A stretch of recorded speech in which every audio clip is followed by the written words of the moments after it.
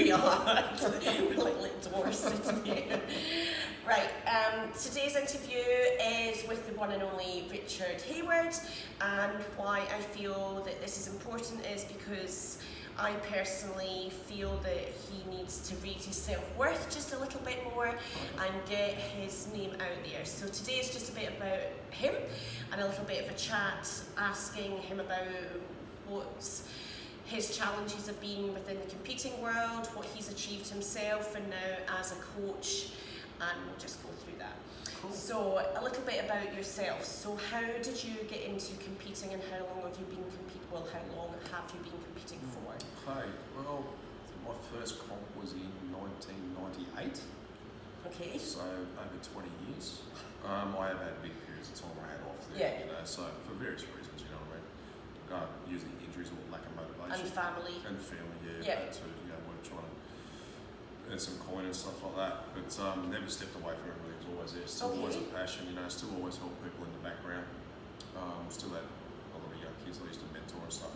Yeah. Same as what I got when I was young, you know. Okay.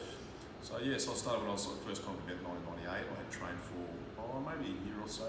Okay. Prior to that, a little bit at home first when I had my little home set up that I made myself, and then joined Genetics Gym, you know, because that's where all the big boys used to train, you know. So we had all the guys. We had Breesty, we had Greg Mayo, Shane Stratton, the Wingett brothers, Big J Lambo. Some really, really big names in the past, you know. Yep. So yeah, it was a place to be, and it was all good. It was all lucky that they sort of the mentality of the guys back then was different to it is now. You know, like they would all be happy to take on their wing and helped you. Yeah, and not charge you a fortune for some generic cut-and-paste diet that actually talked to you and helped you out. You know, it was really, really good. So yeah.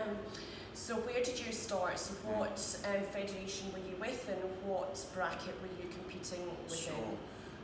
Back then there used to be the Dubbo International, which they call it the International because they got a couple of guys around overseas, you know. But it was quite a big show, and it was non-federation, so there's no politics involved. There were some big names that won that show over the years. You know, Lee Priest, Ivan Sadek, you know, a few others I can't remember offhand, and my friend David Robinson, who is a fairly well-known IFBB judge, helped me out for that show. You know, just with a bit of his advice, and he drove me all the way out there, and it was a great. So I was just teenage bodybuilding. I've done that, which I won that division, and then went into the overall, and just went from there, I guess. So, what was the next step? So you competed 1998, and then what after that? So the next step was I had a little bit of time off. I wanted to put on a bit more size. I admittedly over-dieted for that show. I was just paranoid about, you know, I wanted to be shredded. So, you know, I was doing heaps of cardio, which I've never done since. You know, I was never not a second of it. Cut my calories really low, you know, like a fair bit of protein, but just really because low we think carbs. that's the answer. Yeah, 100%. Virtually cut carbs out, and it was a bit silly, you know, in hindsight. But got me work. Yeah, so next comp was the WPFF, which used to be an old federation back then, which is now defunct for the nationals that following year. Then made the move to NABBA actually, where my friend Grant Mayo was the president at the time, from memory. I think. Yeah, after Joe Lopez, so it was a bit of a change up. I might have been Terry Mitchell, I can't remember one of those presidents anyway. So yeah, done the show there, so I've done the NABBA state there where I won the overall. And the following year, actually it wasn't following, it was a couple of months later, went down to the NABBA Pro-Am. Okay, where so was that? That was down in Melbourne. Okay. Yeah, so I went down there, Terry Mitchell flew me down there. You know, got to hang out with one of Australia's best pros. It was great, met a ball. It was really, really good. You know, I was supposed to go to the universe, but the funds were withdrawn at the last minute for reasons I won't discuss. So it was quite disappointing, you know. Didn't compete for a couple of years again, went back and competed with NABBA again. They were a really big federation, they were a really good federation back then. Whereas I won the state title there as well, went and competed in the Southern Hemispheres and missed the mark on my conditioning. It was the first time I really stuffed it up. So I'll never let that happen again, you know. And then you had quite a big break, and then all of a sudden you came back. Was it 2 years ago? No, I had a fair break after that. I come back in 2007 for the IFBB Nationals in state, which I won the IFBB light heavyweight. Mr. Australia there, and the state championship, and then I had 10 years off.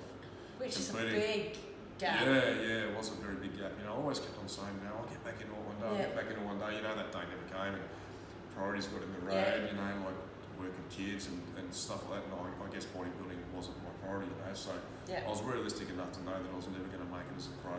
So, and I was actually, you know, quite smart with everything, so I kept my health all through the time. And my friend Matthew Lowry said to me, why don't you do it again one more time, you know, why don't you just do it again? And I'm like, you know what?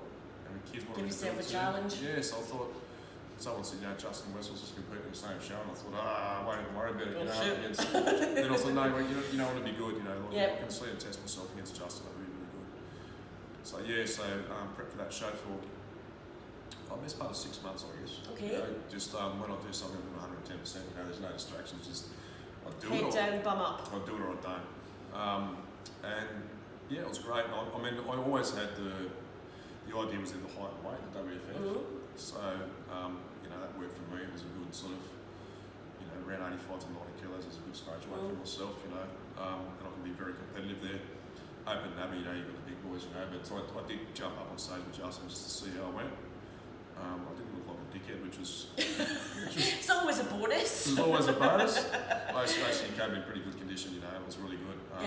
Went on to win the WFF class and overall against about 45 different guys, you know. That's awesome. Some of the guys there have been competing for the whole period of time, Yeah, you know, which what was an good. achievement. Yeah, and then sort of was going to do the universe too, but it was also a matter of fun, you know. That's the hardest bit, is the money behind it. Yeah, exactly. And like, you know, for myself, I couldn't justify spending all those thousands to go overseas for a competition, you know, which is just a hobby, and when we've got family and everything else as well. Yeah, that's right. And unfortunately, that federation is sort of gone downhill a bit. So, yeah, pretty much. You know. Yeah. So, as a coach, what do you enjoy about that side? So forget about you on stage now, so you've taken all your experience over and you're now helping other people achieve their dreams and goals and aspirations. So what do you enjoy about doing that? I do get a lot of satisfaction about seeing people do well. You know, I like to see them not make the same mistakes I made. I like to see them not make the same mistakes that various other so-called coaches, I use that term very loosely, you know, implement on their clients, you know. So I see a lot of people get ripped off, you know, with cut and paste programs, cut and paste diets, you know, no personal attention. So for me to see, know my people are healthy, happy, doing well, it's satisfying for me, you know. So I can get the same sort of satisfaction as myself winning on stages, probably more actually seeing other people do it, you know. And you're not having to go through all the hard yards. That's it. You just say, you do this. I don't have to eat some calories. Yeah, exactly. So what would you say your biggest achievement from being a coach has been so far? What is the one thing that you go, you know what, you pat yourself on the back and go, I did that? Oh, that's a really hard question, hey? It's something I'd have to really think about to say that, because it's hard to pinpoint down to one thing, you know. I really think it is. I think it's when you get people that you know have had various issues, you know. Look, it can be a big mental game, you know. And like people who have had various issues with self-negativity or self-doubt or other depressive issues due to extreme dieting or other things, I get a lot of satisfaction out of seeing them happy, healthy, absolutely, you know, functioning normally. I mean, I know for myself in coaching people, it's not about, I mean, when people say, oh, well, I don't want to let you down, it's like, you're not letting me down because you've even got this far, and seeing you smile up on that stage is the biggest win for us as coaches as well. It's like everybody that walks through my gym floor, I mean, it's exactly the same. That's what gives me my drive. And to see somebody that's happy within their own skin, I think is what drives us on to be even better coaches. Yeah. Look, I mean, a lot of people say, you know, a lot of coaches will say, you know, like, oh, this person, you know, like, I got this person in this shape, I've done this. Ultimately, they get themselves in the shape. Absolutely. You know, you just guide the process, you know, like, I can do a program for somebody who can be meticulous, you know. If they don't adhere to it, 100%, you know. That's not your fault. No, but you still feel a sense of, you know. Did I fail them? Yeah, it doesn't happen really. which I'm happy about. But yeah. So I'm going to give you a vision. So I want you to visualise yourself in 5 years' time. Sure. So where do you see yourself as Rich in this profession of being a comp coach? Where do you see yourself? Wow. Yeah, like we were talking about earlier, you know, like I'm not a massive. I'm not never going to be a massive online coach. Yeah. You know, it's not my thing. My thing's not to make money. That's like if I wanted to make the money, I could implement some online programs. I could do all that. Yeah. I could pay people to do my programs, which a lot of people do. You know, but it's not me. You know? Yeah. So I do like to keep the circle small. I continue to pass on my knowledge to people. You know, young guys, young ladies, so they can then become the coaches. You know, become a good coach, and they can do the same as I did. Because I was really lucky. Like the guys that really helped me were, you know, like would be pros, Anthony Wingett, you know, Dave Robbo were two guys that were really, really helpful to me and encouraging, you know. Yeah, that's just, I just want to keep doing what I'm doing, I guess, just helping people and passing on knowledge, you know, because ultimately you coach to teach, you don't coach to keep all these secrets. Absolutely. You know, so you make yourself valuable, because really there's no secrets, you know. A lot of us, once you get to the sort of top end of the game, you sort of, we all bounce ideas together anyway, you know? Absolutely. And I think that, and our personal story, we work really well together. And I think that's the biggest thing that I've not really had with a coach before. I've just sort of employed a coach and just done what they told me to do, where I love the fact that we can bounce ideas off each other. And also the fact that we've got contact, because I only live just down the road as well, has made a huge difference to me. And that's what I personally love about it. Yeah. We've got a delivery.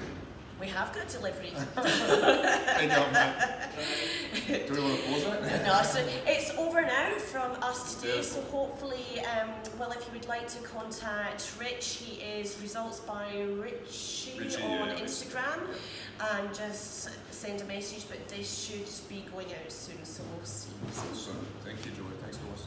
Thanks. Beautiful. There you go, mate.